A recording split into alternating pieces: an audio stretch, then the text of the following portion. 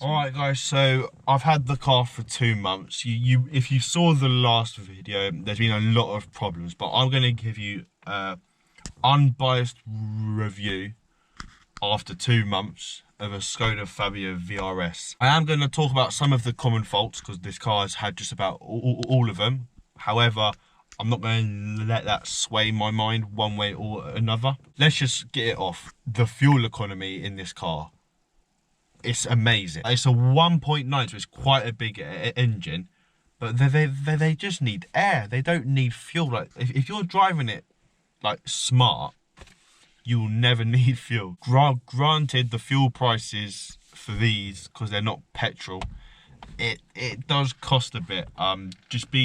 You're using less fuel, but when you fill up, you're spending more. So it's like, it's at the point now where, like, does it really make sense? I hate to say it in every video, but the seats are my favourite point. Like, just the V here. There's the V here, the V on this, like, flap. There's the V, VRS, like, on the door sills. Considering it's just a Skoda, that is quite cool. I know the special editions come with leather seats. I'm not a fan, I'll be 100% honest. My main point for wanting this car was the cream seats. This is down to personal preference, but this car blends in. Now that can be good if you don't want to be seen, if you just want to go under the radar, because if you know me, I had a Clio before this that was very loud.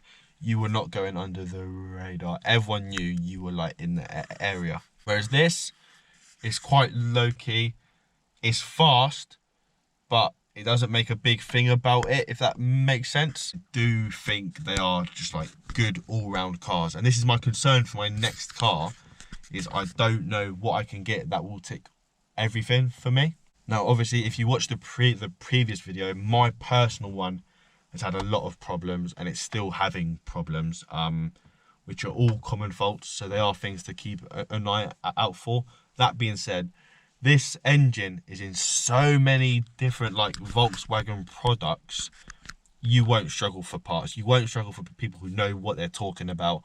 I would say that's a massive positive, because there's nothing worse than like being in such a niche where like you're kind of on your own. Like in the Skoda groups, like everyone knows, I think everyone knows what they're talking about. Like so far they've done me well. Would I have another one?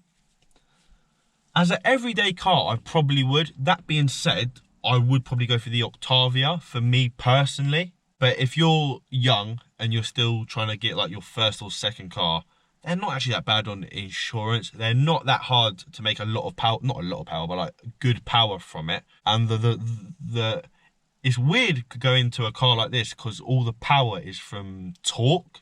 So like the way it like puts on the power is so strange. Like it's a different sensation to having like horsepower. Like considering it's just a silver Skoda, it definitely does hold its own. But that being said, I do think in July, as I said in the last video, it is time to get rid of it. The fuel costs are getting a bit crazy now. They're manageable, but they're not coming down. And my one in specific, I don't know how much more money I want to put into it. Now that being said, the owner after me, he's going to have a new gearbox, new subframe. I said it in the last video. He's essentially going to have a brand new car. So I've taken the hit on quite a lot of them things.